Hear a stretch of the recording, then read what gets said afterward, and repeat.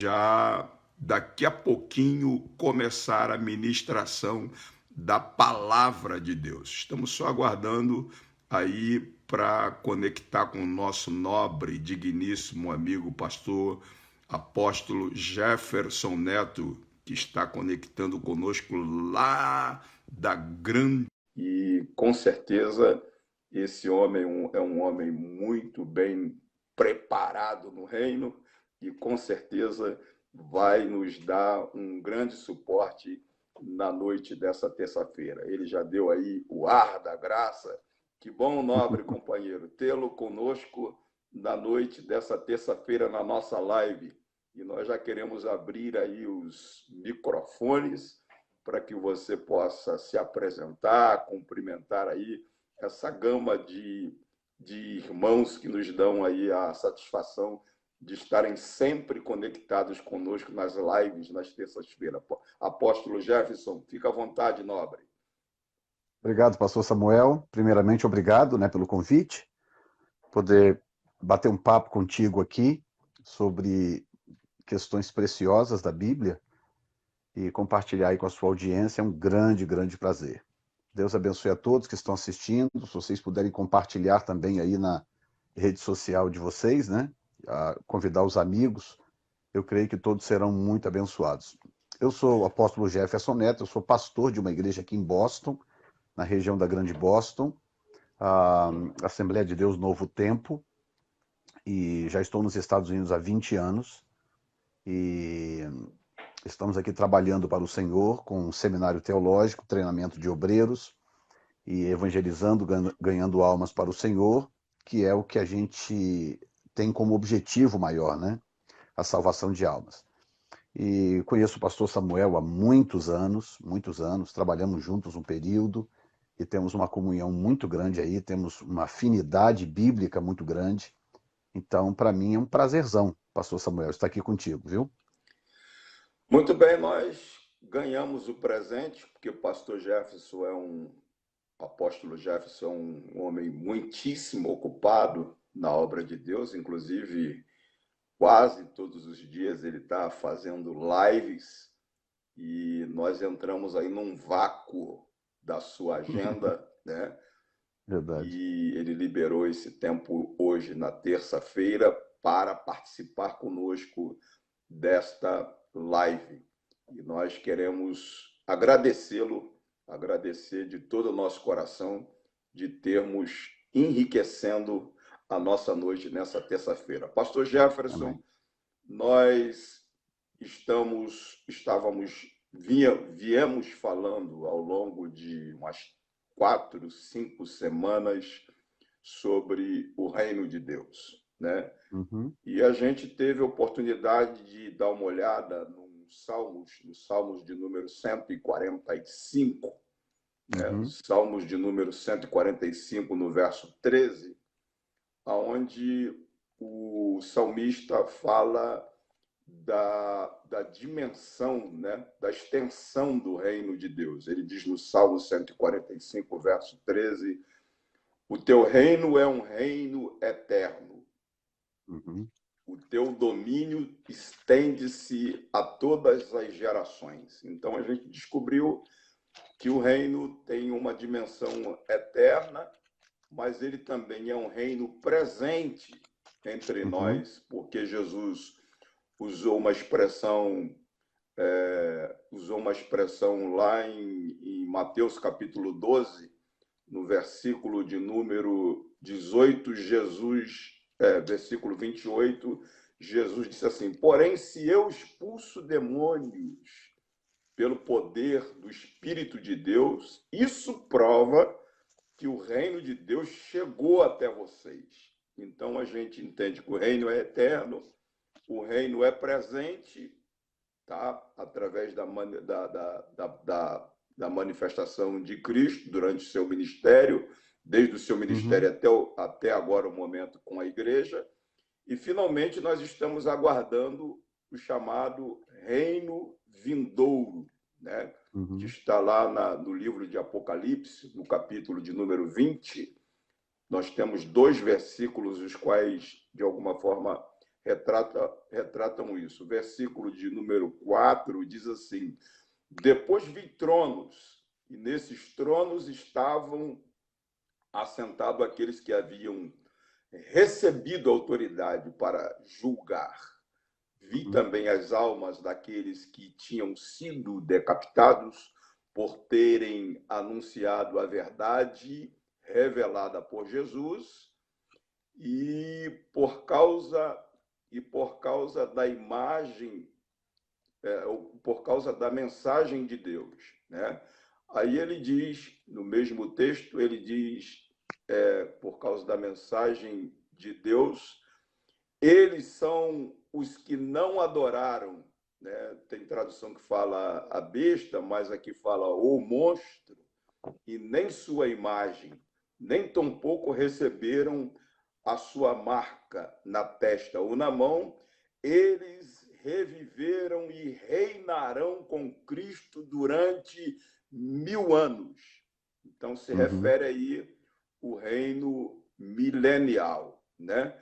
Então, nós gostaríamos de conversar com você hoje sobre aquela cronologia. Existe uma cronologia precedendo, né, a manifestação desse reino vindouro, baseado em Mateus, no capítulo 24 do Evangelho, no sermão profético.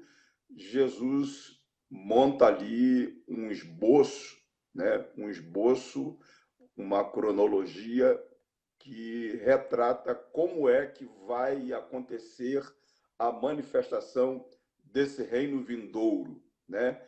E nessa cronologia, primeiro elemento que a gente vê ali do capítulo 24, no capítulo 24, do versículo 1 até o versículo 13, é o princípio das dores, né?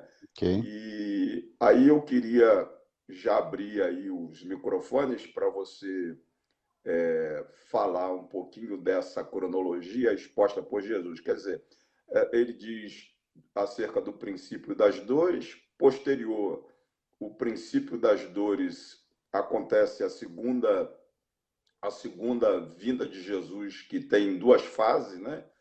A primeira para arrebatar a igreja e a segunda para a manifestação, acontece a manifestação dele em glória, na qual ele desce para a implantação desse reino vindouro. E eu gostaria de deixar primeiro os nossos irmãos saberem que pastor Jefferson, ele é um especialista na área de escatologia, é a área dele, e eu o convidei por saber da experiência que ele tem nesse campo escatológico, e com certeza ele tem muito a compartilhar conosco aí. Então, quero deixar aberto aí e você ficar bem à vontade para nos ajudar a entender aí essa cronologia que Jesus pré-estabelece, precedendo aí o reino vindouro.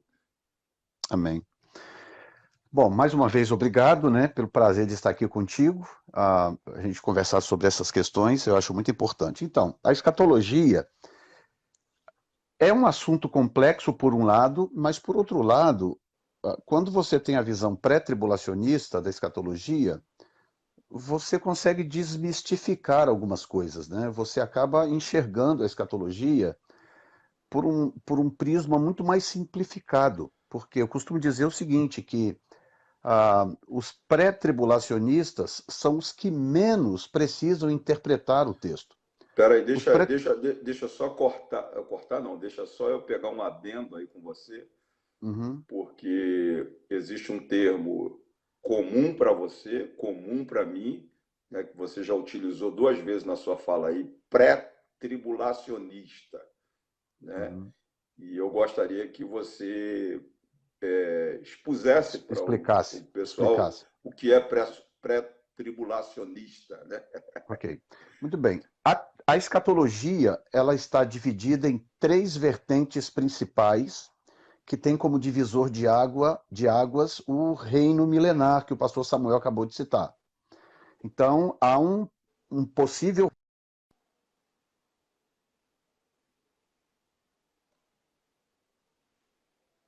Deu aí deu aí um intervalo, não sei se a conexão dele caiu, sei que saiu aí do ar, mas vamos aguardar aí, com certeza ele voltará já já, né? A conexão com certeza lá deve ter caído, mas vamos mandar aqui novamente o convite para o Nobre. Estou vendo aqui pastor Marco Antônio de Oliveira, que isso, lá em Londres, de madrugada, conectado com a gente. Que bom, Nobre companheiro. Um grande abraço aí para você e para a família, para Diná. Saudades e vontade de atravessar a Macedônia para tomar uma água aí de Londres novamente, né? E comungar com esses nobres irmãos que nos dão aí também a satisfação de estarem conectados conosco na live dessa terça-feira. O pastor Jefferson já está entrando aí novamente, deu uma caída lá na conexão, mas com certeza esse problema já está sendo solucionado, tá? E é sempre assim, né? Falando de um assunto de tamanha relevância quanto esse, acerca do reino de Deus, acerca dessa cronologia estabelecida no sermão profético de Cristo, no capítulo 24 do Evangelho de São Mateus, quando Jesus fez referência especificamente ao reino vindouro, né?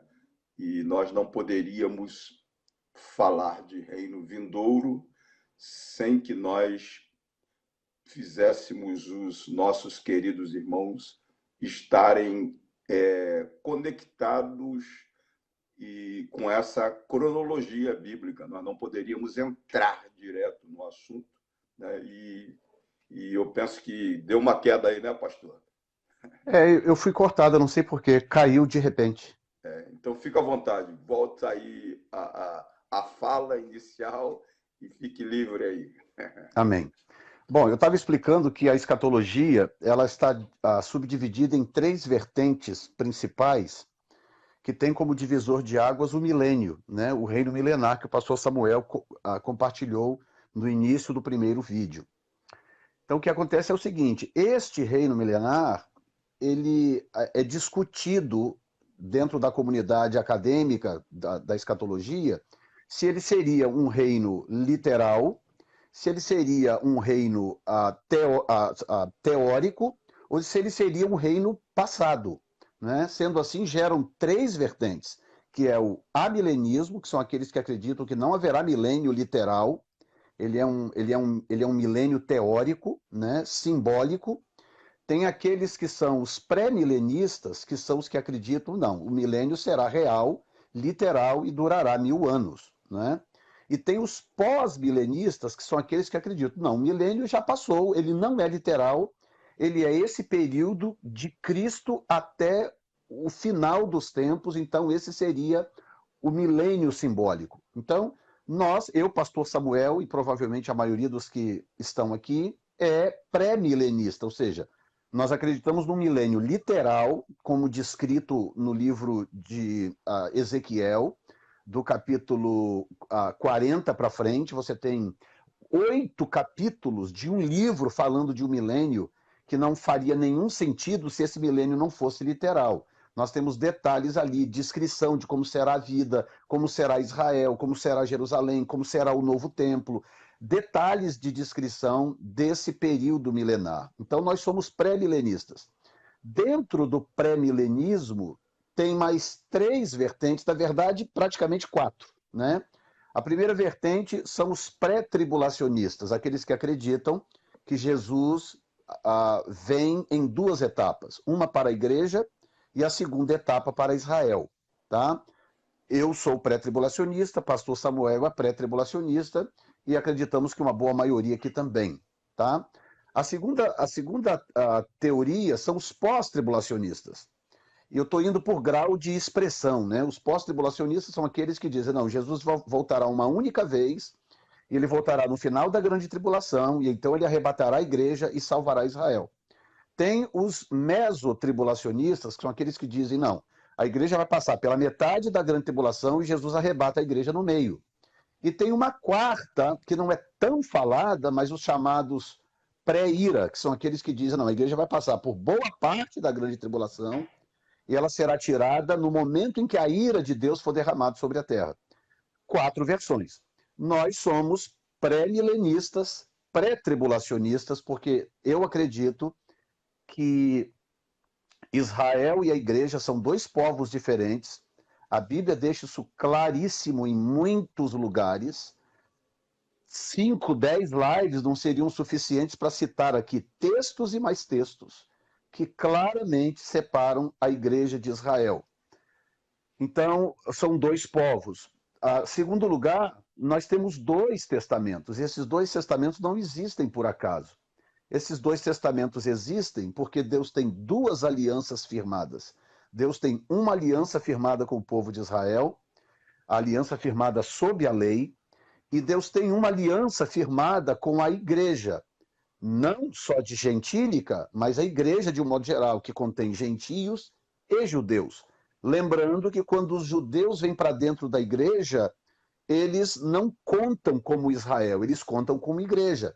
Então serão arrebatados no dia do arrebatamento da igreja. Então, quando a gente usar termos pré-tribulacionismo, pós-tribulacionismo, estamos nos referindo a isso, né? Essas linhas de pensamento que atuam nesse campo da escatologia.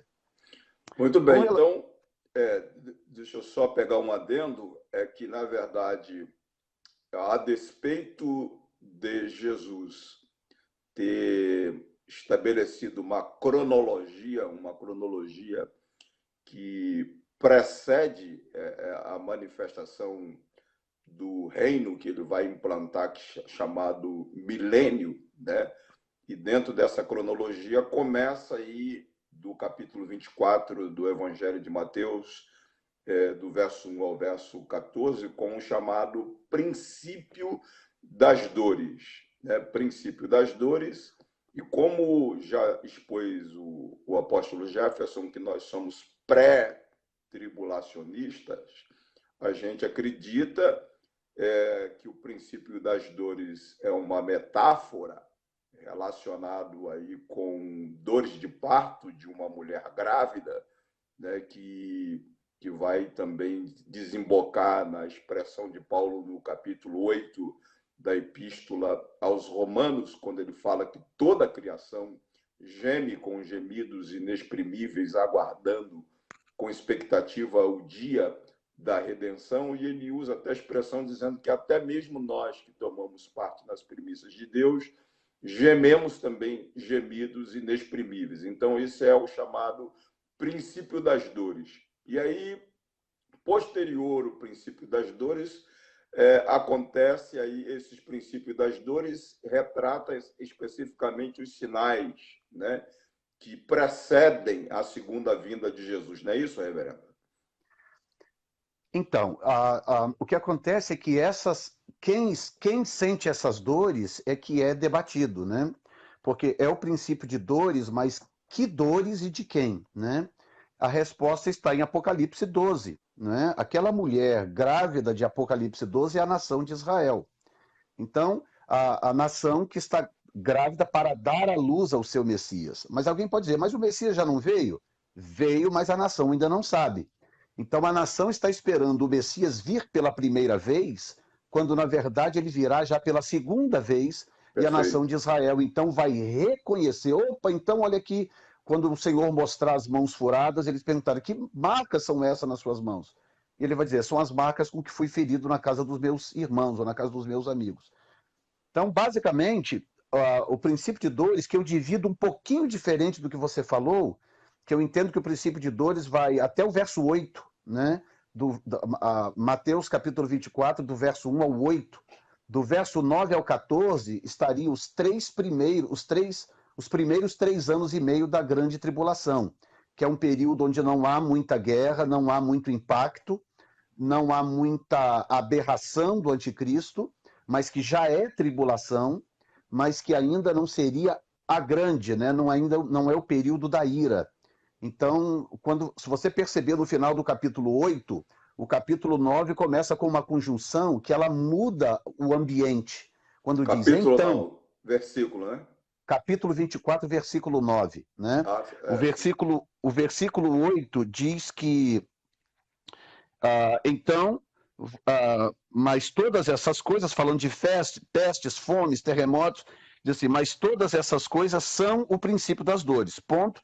Aí tem, então vos hão de entregar para seres atormentados e matar-vos-ão e sereis odiados de todas as gentes por causa do meu nome. Nesse tempo muitos serão escandalizados e trair-se-ão uns aos outros, e uns aos outros se aborrecerão, e surgirão muitos falsos profetas, enganarão a muitos, e por se multiplicar a iniquidade, o amor de muitos esfriaria. Então vai até o verso 14, que seriam os primeiros 3 anos e meio, que é quando tudo que está descrito aí vai acontecer, né? Do verso 15 para frente, que é quando a abominação desoladora é plantada, isso acontece no meio da grande tribulação. Então, no verso 15, nós já estamos na metade da grande tribulação, que é quando o anticristo se revela anticristo, e ele então estabelece a abominação em Jerusalém, que todos acreditam ser o fato de que ele vai escolher aquele lugar como uma espécie de trono, né? Ele vai querer estabelecer o seu trono, o seu lugar de domínio em Jerusalém, no Monte Moriá, onde provavelmente estará o novo. O princípio de dores, do meu ponto de vista, ele vai do versículo 1 ao 8, do 9 ao 14, estão os primeiros 3 anos e meio. No 15 está a divisão, a metade da grande tribulação, quando então ele realmente se revela, e aí a nação de Israel vai perceber que aquele indivíduo que surgiu aparentemente com boas intenções, aquele indivíduo que apareceu oferecendo paz, oferecendo acordos, tentando aproximar Israel das nações vizinhas e etc. Lembrando que o gatilho da grande tribulação, ou o gatilho desse acordo, que na verdade a Bíblia não fala em acordo de paz, né? A Bíblia não cita acordo de paz. A Bíblia fala de uma aliança, né? Ele fará uma aliança com muitos por uma semana, lá em Daniel. E essa pressuposição da paz vem de outra expressão, né? Quando os disserem a paz e segurança, então sobrevirá repentina destruição. Mas aí as pessoas que dirão paz e segurança, a Bíblia chama de acordo, de aliança, né? E a palavra usada ali no livro de Daniel tem a ver com aliança militar. Por quê? Pelo fato de que no capítulo 39 de Ezequiel, ele dá o segredo, né? Haverá um ataque organizado das nações árabes contra Israel, contra Jerusalém, na tentativa de retomar Jerusalém. É o que a Bíblia chama de Gog e Magog, parte 1, né? Esse ataque será com a intenção de tomar Jerusalém, voltar Israel para as bordas antigas, que inclusive é uma das exigências dos palestinos para qualquer tipo de acordo, e aí então a Bíblia deixa clara que Israel vai dizimar com essa coalizão, muito parecido com o que aconteceu na Guerra dos 6 Dias, né? Israel vai dizimar com esta coalizão e vai ser uma destruição muito grande, que a Bíblia diz que eles vão enterrar os corpos por meses a fio. E aí, quando isso acontecer, então, quando acontecer essa destruição, então Ezequiel profetizou que haveria um acordo para queimar as armas por 7 anos. Eles então queimariam as armas, quer dizer, é uma linguagem simbólica. Hoje nós sabemos que não dá para literalmente queimar as armas de hoje, mas é um termo simbólico para dizer o quê? O mesmo que Daniel disse, que haveria um acordo militar, um cessar-fogo, e essa queima de armas provavelmente vai ser alguma imposição da ONU, alguma imposição da coalizão internacional da época, que vai provavelmente desmilitarizar a nação de Israel, porque é a única forma de explicar o massacre do Armagedon. Na guerra do Armagedon, quando você lê, você percebe que Israel está indefeso, porque na guerra do Armagedon Israel está indefeso, Israel não consegue se defender, Israel é quase massacrado. Israel só não é completamente dizimado no Armagedon porque Cristo vem na sua parousia, na sua manifestação visível nas nuvens. O que significa que antes deve ter acontecido alguma coisa, algum acordo que tenha desarmado Israel, tenha desmilitarizado Israel, ou pelo menos tirado de Israel as suas armas mais potentes, e isso está profetizado em Ezequiel capítulo 38. Então, esse período que nós chamamos de grande tribulação, contando os 7 anos, na verdade, a grande tribulação, a parte da ira, a parte de grande sofrimento, na verdade, equivale aos últimos 3 anos e meio desse período de 7, porque o acordo precisa ser quebrado na metade da semana. E Daniel fala sobre esse acordo, Ezequiel também fala sobre esse acordo. Ezequiel chega a dizer que o corpo de Gog, que vai ser o cabeça da coalizão do Gog e Magog 1, será enterrado em Israel. O que prova que Gog e Magog e Armagedon são 2 guerras completamente diferentes, porque tem gente que confunde, pensa que elas são a mesma guerra. Não. Gog será enterrado em Israel, enquanto que o anticristo e o falso profeta serão lançados vivos pelo próprio Senhor Jesus no lago de fogo. Então são 2 guerras diferentes. Então você percebe que nós estamos caminhando para lá. Agora, nós estamos dentro do período do versículo 1 ao 8. Agora, olha só que coisa. Deixa eu só conectar o nosso pessoal com a sua fala, né? Que, no sentido de deixá-los, como se diz assim, lendo na mesma página, né? Nós estamos falando de uma cronologia, né, que precede a manifestação do reino vindouro, tá? E nessa cronologia do capítulo 24 do Evangelho de Mateus, você que entrou na live agora, ou você que depois quer conferir, você vai ao capítulo 24 do Evangelho de Mateus, ali no capítulo 24, chamado de Sermão Profético Ministrado por Jesus.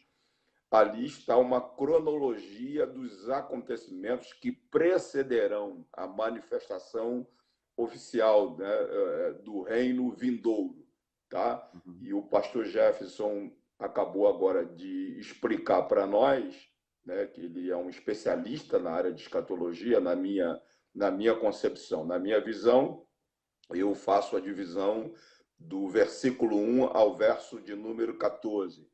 Mas ele está sendo mais didático, né, no sentido de nos contextualizar especificamente com os acontecimentos. Então, do versículo 1 do capítulo 24 ao versículo 9, o versículo 8 do Evangelho de Mateus, capítulo 24, nós temos aí o chamado princípio das dores. Nós temos aí essa metáfora utilizada pelos escritores da Bíblia, tanto Mateus quanto também o próprio Paulo, falando de uma mulher com dor de parto, que o pastor Jefferson também acabou de abrir um leque para nós em relação às dores de parto. Quem sente é Israel, que está registrado no capítulo de número 12 do livro de Apocalipse, tá?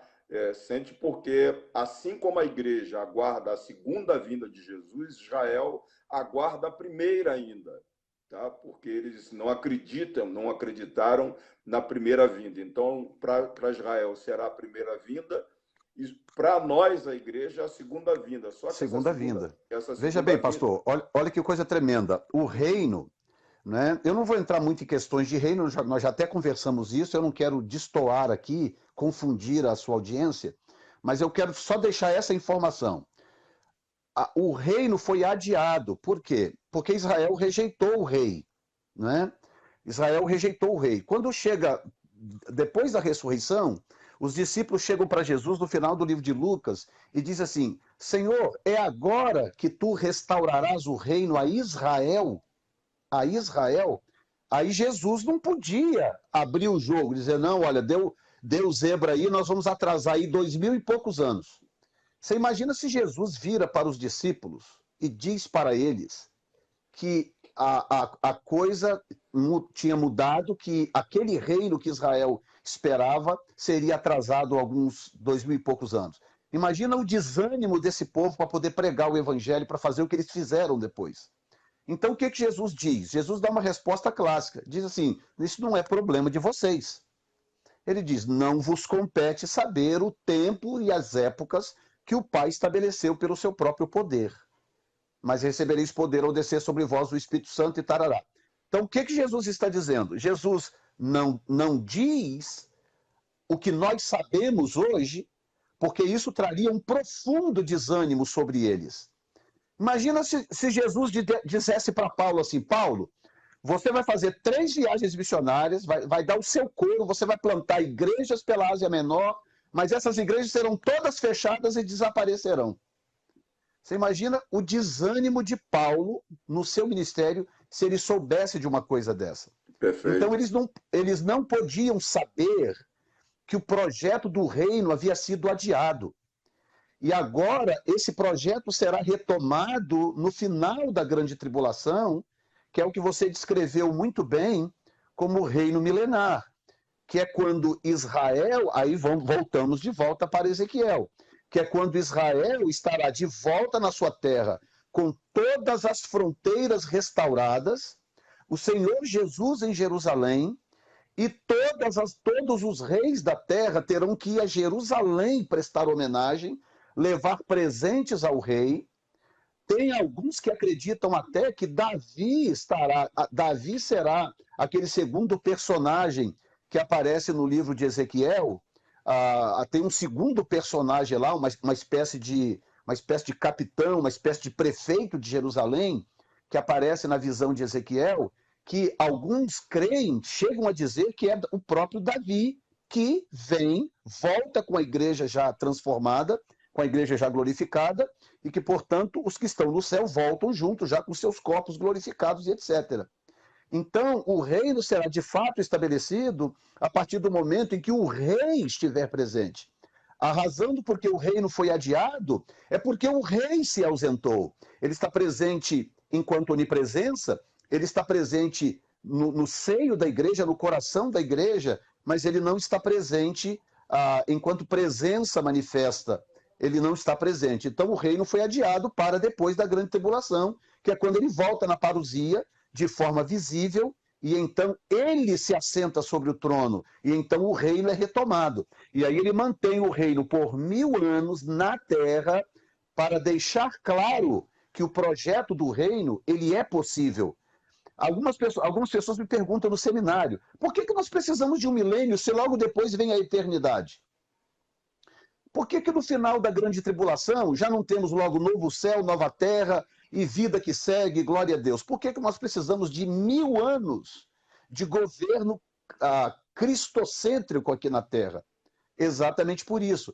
Porque toda a Bíblia, desde o livro do Gênesis, ela fala sobre o estabelecimento de um reino, do reino de Deus na terra. E isto nunca aconteceu até então, porque Adão caiu lá atrás, a autoridade foi transferida para Satanás, Cristo veio para retomar essa autoridade, Perfeito. Pegou essa autoridade, a nação de Israel rejeitou ele como rei. A nação falou, não, crucifica e solta Barrabás. A nação rejeitou. Então o que acontece? Deus deu uma pausa no projeto do estabelecimento do reino físico e passou a ministrar conceitos de reino espiritual no coração dos salvos. Né? É por isso que Israel, no Velho Testamento, nós encontramos Israel orientado e capacitado por Deus para lutar contra carne e sangue. A missão de Israel é lutar contra carne e sangue.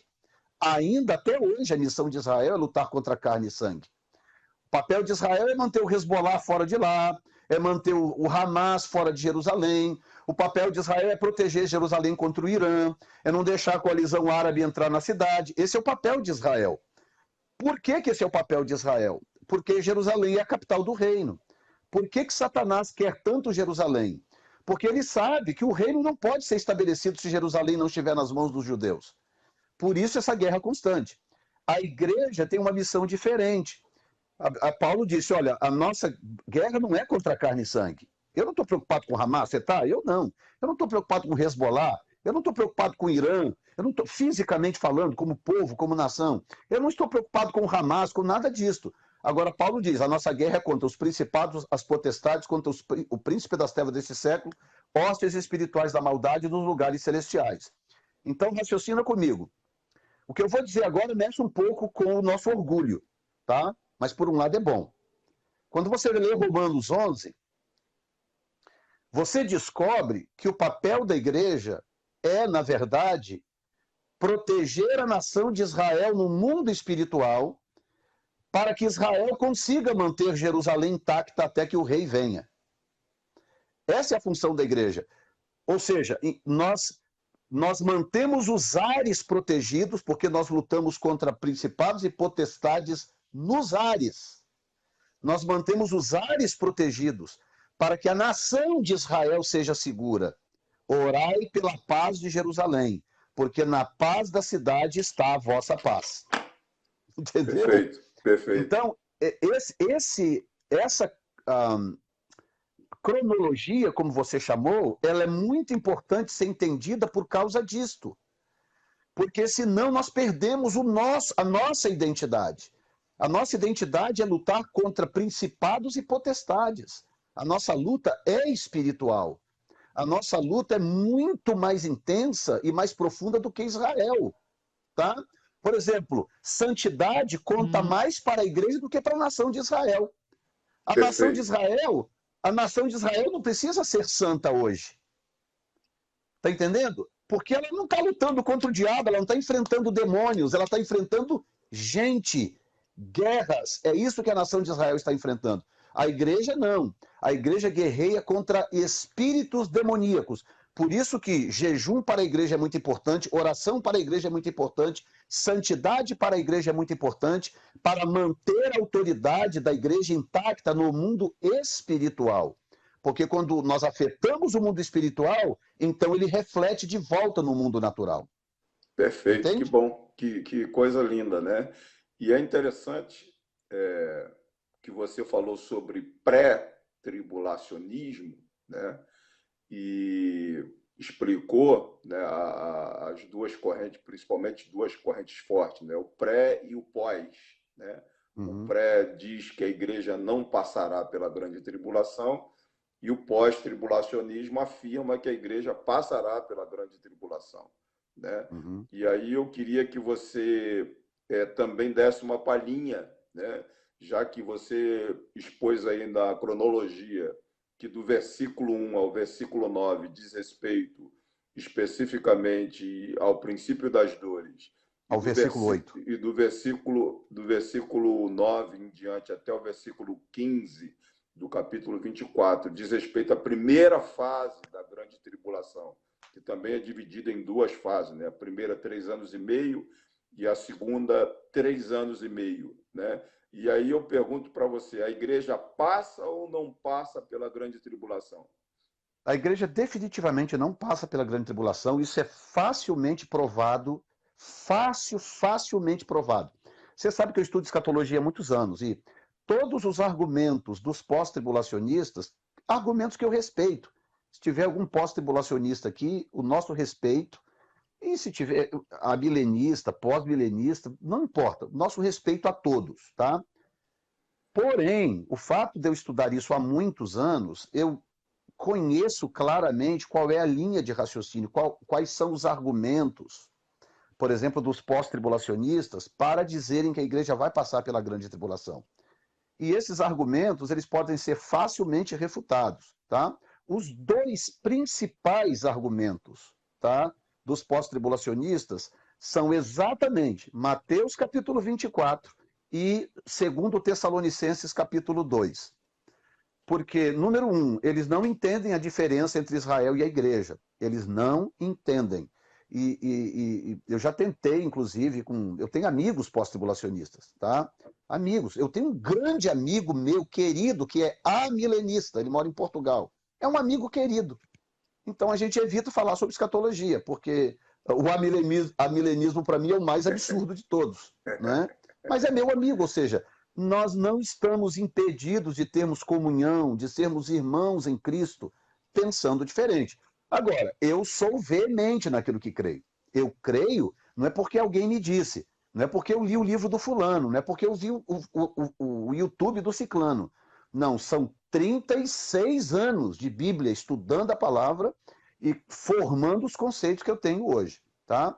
Então, indo à sua pergunta agora, deixa eu primeiro colocar da seguinte forma.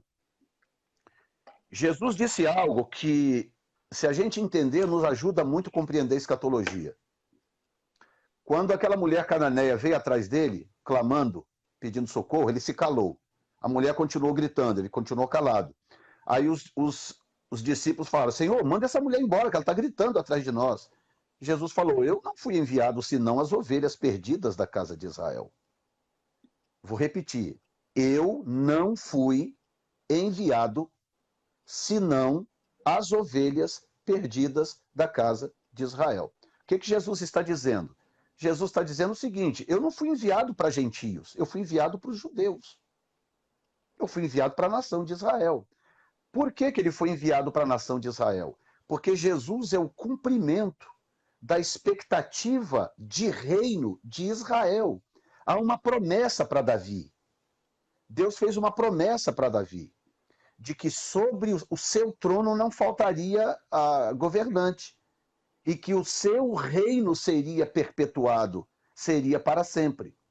Daí nasceu a expectativa de que um dia viria um Messias que se assentaria sobre o trono de Davi para perpetuar o seu trono.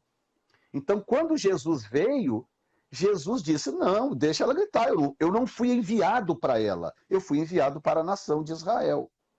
Nós sabemos como que termina a história, a mulher vem, se prostra diante dele e fala, Senhor, socorre-me. Ele insiste, ele fala, eu não vou pegar o pão dos filhos. Quem são os filhos? Os judeus. Eu não vou pegar o pão dos filhos e lançá-los aos cachorrinhos. Por que ele usa o termo de cachorro? Porque cachorro era um dos animais impuros do Velho Testamento. E os povos do Velho Testamento eram comparados a animais impuros. Lembra quando Pedro estava orando que Deus queria que ele fosse evangelizar Cornélios? Lembro. O que Deus fez? Mostrou para ele um lençol com um monte de animal impuro. Falou, mata e come. Ah, eu nunca comi coisa impura. Mata e come. Eu nunca comi coisa impura. Não considere comum e impuro aquilo que Deus para si purificou. Perfeito. O que o Senhor estava falando para Pedro? Dizendo o seguinte, ei, as coisas mudaram. As coisas mudaram. E mudaram por quê? João explica. Ele veio para o que era seu, mas os seus não o receberam. Mas, ou portanto, a todos quantos o receberam, deu-lhes o poder de serem feitos filhos de Deus. Portanto, não eram. Eles precisaram de poder para serem feitos filhos de Deus. Portanto, fica determinado aqui que os judeus são os filhos do reino, e nós somos os penetras. Nós somos os penetras do reino. Os filhos do reino são os judeus. Aí Jesus vem e diz assim, olha, muitos virão do Oriente e do Ocidente. Quem são esses? Jefferson, Samuel Ribeiro, Marco Antônio, Maria Helena, Carlinhos de Souza. Muitos virão do Oriente e do Ocidente e se assentarão à mesa com Abraão, Isaac e Jacó, mas os filhos do reino serão lançados nas trevas exteriores. Então, no dia do acerto de contas, das bodas do Cordeiro, muitos gentios lá, salvos, porque aceitaram Jesus como seu Salvador, e nós veremos muitos judeus condenados ao inferno, à eternidade sem Deus. Certo, porque perfeito. Os filhos do reino desperdiçaram a oportunidade. Perfeito. Então, o que a gente precisa deixar bem explicado, para o pessoal poder entender a cronologia da escatologia, porque senão não faz sentido. A cronologia da escatologia não faz sentido se nós misturarmos igreja e Israel, num povo só. Pastor, mas Paulo não diz em Efésios 3 que o Senhor fez dos dois povos um? Sim, mas leia o contexto que você vai entender do que Paulo está falando. Paulo está falando para efeito de justificação, porque não há justificação fora de Cristo. Então, até os filhos do reino precisam de Cristo para serem justificados. Eles são filhos do reino, porque eles são descendentes de Abraão, e a promessa de reino é feita à descendência de Abraão. Por isso que eles são filhos do reino. Mas para entrar no reino precisa nascer de novo. Foi o que Jesus disse a Nicodemos. Você precisa nascer de novo, senão você não entra no reino. Ou seja, o processo de justificação é igual para todos, para judeu e para gentio. Não é? E Paulo diz que não há diferença em Gálatas, não há diferença. Nem judeu, nem macho, nem fêmea, nem judeu e nem grego, e nem isso, nem aquilo, nem bárbaro, nem cita, mas todos são um em Cristo. Ou seja, para efeito de justificação, os povos foram feitos um. Mas isso não significa que ele miscigenou os povos e que agora geneticamente somos todos iguais. Não. Judeu continua sendo judeu, igreja continua sendo igreja. Por isso que nós temos 2 testamentos, por isso que nós temos 2 evangelhos, por isso que nós temos 2 vindas, uma para a igreja e uma para Israel. A escatologia só faz sentido se nós seguirmos essa linha. Senão nós temos que criar uma série de subterfúgios para poder tentar explicar essa ausência de coerência a respeito da igreja de Israel. Então não há como a igreja passar pela grande tribulação, porque já está profetizado no Velho Testamento que a grande tribulação é para Jacó, é para Israel. É só você pegar a profecia das 70 semanas de Daniel, que é talvez, eu diria, uma das profecias mais conhecidas da Bíblia, né? Uma das mais ensinadas de toda a Bíblia. O que acontece? O texto diz, verso 20, Daniel 9:20, estando eu ainda falando e orando, confessando o meu pecado e o pecado do povo de Israel, do meu povo Israel, e lançando a minha súplica perante a face do Senhor, meu Deus, pelo monte santo do meu Deus. E aí ele diz que ele estava no sacrifício da tarde, o anjo Gabriel apareceu para instruí-lo e disse assim, 70 semanas, verso 24, estão determinadas sobre o teu povo e sobre a tua santa cidade. Então, mais claro do que isso, só se a gente desenhar num quadro. 70 semanas estão determinadas sobre o teu povo e sobre a tua santa cidade. Por que a 70ª semana está separada das outras 69? Pouca gente consegue. Quer dizer, só os pré-tribulacionistas é que conseguem responder essa pergunta. Por que a 70ª semana de Daniel está separada das 69? Muito simples. Porque no final da 69ª, Israel rejeitou o rei. Portanto, o reino teve que ser adiado. Sendo assim, veio o chamado período da graça, o tempo da graça. Nós estamos agora no tempo da graça. É o evangelho que Paulo pregava, o evangelho da graça. Que é mais ou menos o seguinte, Samuel Ribeiro não tem direito de ser americano, mas é. Como que você é americano? Explica para a audiência como que você é americano. Eu sou americano por conseguir o direito de cidadania americana, mas passei por todo um processo interno, né, para chegar a ter o direito. Não sou um nativo, né?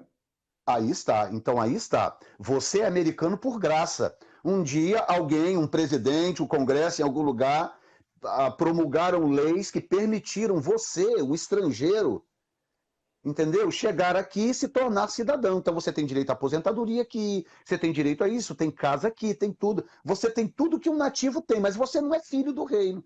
Você é filho dos Estados Unidos? Não. Mas você tem todos os direitos aqui que um nativo tem. Assim é a igreja. A igreja não é filha do reino, mas ela tem todos os direitos do reino, porque ela foi enxertada na boa oliveira, como diz Paulo em Romanos 11. Tá? Nós somos os ramos bravos, né? Nós somos os, como é que ele fala? Jambuzeiros bravos. Nós somos os jambuzeiros bravos, nós não temos a natureza da oliveira, mas aí nós somos enxertados na oliveira, portanto agora nós temos todos os direitos dos ramos naturais. Entendeu? É isso que Paulo está explicando quando ele fala sobre isso no livro de Romanos. Então, a razão do porquê a 70ª semana está separada das outras 69 é porque quando Israel rejeitou o rei, houve uma pausa no projeto. Abriu-se um parêntese para o período da graça, e aí Paulo diz em Romanos que quando a plenitude dos gentios houver entrado, então Deus voltará a tratar com Israel. Aí então ele retoma a contagem das 70 semanas. Ou seja, não faz o menor sentido tentar forçar a igreja dentro da grande tribulação. Não faz o menor sentido. Biblicamente Perfeito, não encaixa, entendeu? perfeito. Então, fica subentendido aí para você, meu nobre, que está conectado aí nessa live, desfrutando aí dessas informações substanciosas na área de escatologia, porque não tem como a gente falar especificamente do reino vindouro sem discutir essa cronologia que precede esse substancioso ocorrência, esse acontecimento histórico que está vaticinado em todas as escrituras veterotestamentárias acerca da manifestação do reino do milênio de Cristo, né? Que a igreja, com certeza, está aí no texto, irá participar. Né? Agora, é interessante que nós, nessa primeira fala, já descobrimos que a igreja não passará pela grande tribulação. E a grande tribulação não é destinada para a igreja, é destinada para Israel. É um juízo de Deus, né, pastor Jefferson, para Israel, né, pela rejeição do Messias. Exatamente. Veja bem, na profecia das 70 semanas, o anjo explica por que Israel precisa passar por esses 490 anos, que é a somatória das 70 semanas. Aproveitando e aplicando aí para a audiência que essas semanas aqui são semanas de anos, no livro de Daniel. São 70 vezes 7 anos, por isso que dá 490 anos. Aí o anjo diz assim, 70 semanas estão determinadas sobre o teu povo, sobre a tua santa cidade, para 6 coisas, hein? Extinguir a transgressão, dar fim aos pecados, expiar a iniquidade, trazer a justiça eterna, selar a visão e a profecia e ungir o santo dos santos. Porque, olha como que Deus é tremendo, né? Aquilo que ele diz em Isaías, né? Eu anuncio o fim desde o começo. Por que Israel precisava desses 490 anos, que são 70 semanas, para expiar a iniquidade, para dar fim aos pecados, trazer a justiça eterna e tal? Porque Deus sabia que eles rejeitariam o Messias. Quem dá fim aos pecados é o Messias. É o Messias que elimina os pecados. Entendeu? João, primeira carta de João diz, olha, se confessarmos os nossos pecados, ele é fiel e justo para nos perdoar todos os pecados e nos purificar de toda a injustiça. Quando eu digo que a igreja tem que estar aqui na grande tribulação, eu estou inconscientemente dizendo, o sacrifício do Messias não foi suficiente para expiar os pecados. A gente precisa passar pela grande tribulação para poder terminar a expiação dos pecados. É isso que os pós-tribulacionistas fazem, inconscientemente. Então, o texto deixa claro que é para Israel, porque quando Israel, e lembrando, gente, eu não estou falando aqui dos judeus individualmente, eu estou falando da nação como um todo. Todo judeu que reconhece Jesus como Salvador está salvo, e a igreja. Tem, inclusive, muitos pregadores judeus aí dentro da igreja, pregando, ensinando, ou em sinagogas, ou em igrejas. Então, judeu convertido é igreja.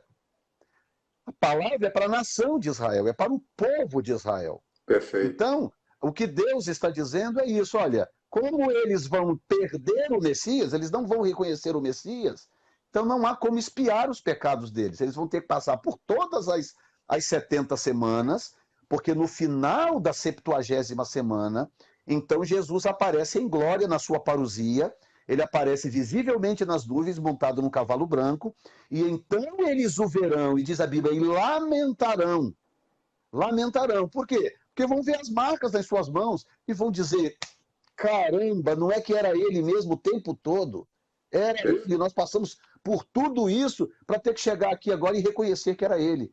Então, por isso que eles vão lamentar, porque eles vão ver as marcas e vão ver que era ele. Perfeito.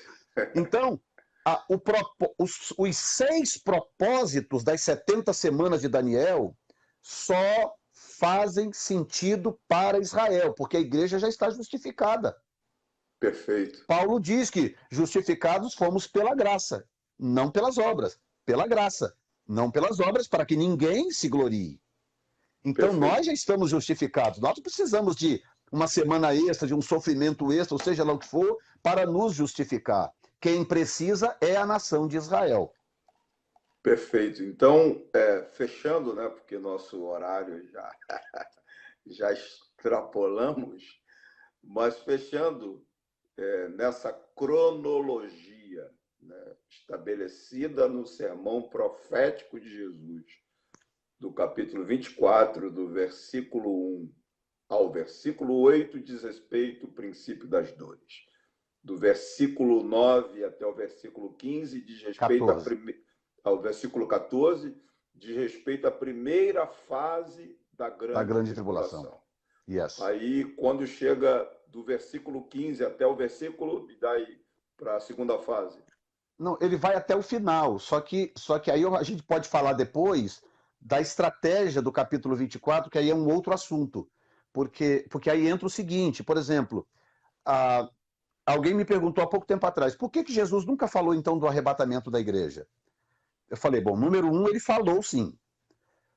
Número 2, ele falou de forma velada, porque, de novo, ele não foi enviado para os gentios, ele foi enviado para Israel. Então Jesus não podia chegar abertamente falando para os gentios, pregando para os gentios, porque isso seria contrário ao cumprimento de toda a justiça. A expectativa deles também, né? Do reino Não, e físico. ele virou para João Batista falou, não, eu que tenho que ir a ti, tu vens a mim para ser batizado? Ele falou, deixa por agora, porque é necessário que se cumpra toda a justiça. Então Jesus estava ali para cumprir a justiça do Velho Testamento. E ele foi Perfeito. enviado para Israel. Então, tem algo que eu costumo dizer, que quando soa a primeira vez, as pessoas se assustam. Mas ouça com cuidado e rumina o que eu vou dizer. Jesus nunca disse nada diretamente para a igreja. Nos 4 evangelhos, tudo que nós temos Jesus falando em primeira instância para Israel. Nós coletamos para nós pela fé, porque a relação da igreja com Cristo e com Deus é pela fé. Então nós coletamos pela fé. Mas tudo que Jesus disse nos evangelhos, em primeira instância, foi para a nação de Israel. Por isso que um caso com uma mulher cananeia dava aquela trabalheira toda. Você está entendendo? O caso como o centurião de Cafarnaum, ele teve que parar e fazer um elogio. Pô, nem Israel eu vi algo assim. Por que ele Perfeito. fazia essas observações? Porque eram parênteses que ele abria, porque ele não havia sido enviado para gentio, ele foi enviado para Israel. Agora, nós temos Jesus falando sobre o arrebatamento de forma codificada. Na próxima live, a gente pode entrar nisso aí, e eu posso explicar, inclusive, no capítulo de Mateus 24, quando passa do versículo 35 para frente, ele começa a falar de forma velada sobre o arrebatamento, e eu mostro aonde que ele está falando, com provas textuais de que ele está falando sobre o arrebatamento.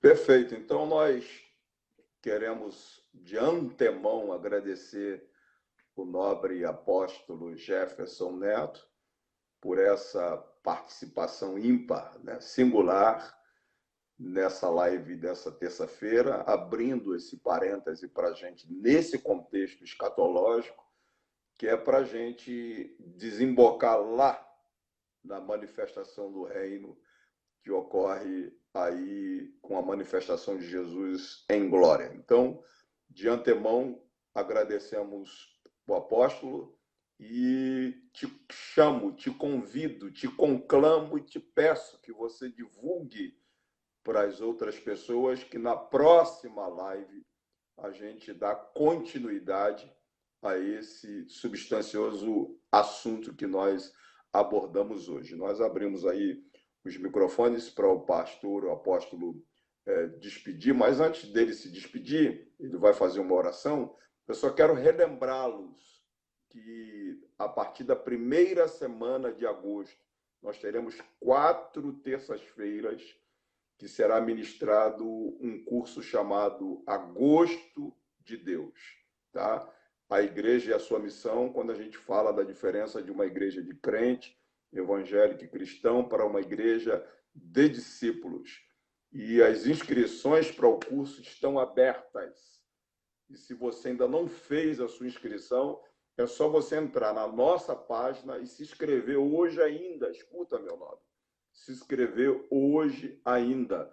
serão 4 terças-feiras, 4 horas aula, 1 hora aula cada terça-feira. E terminando o curso, você terá o direito de um certificado de participação. Se você se inscrever e convidar mais 9 pessoas, completar 10 com você, você vai participar de um sorteio de um kit de 6 livros da nossa autoria, tá?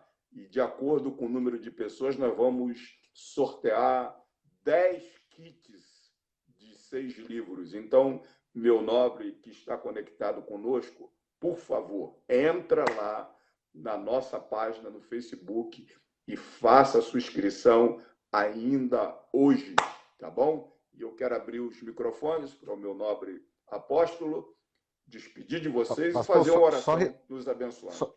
Só responde para o pessoal, eles estão perguntando quando que será a próxima live, dia e horário.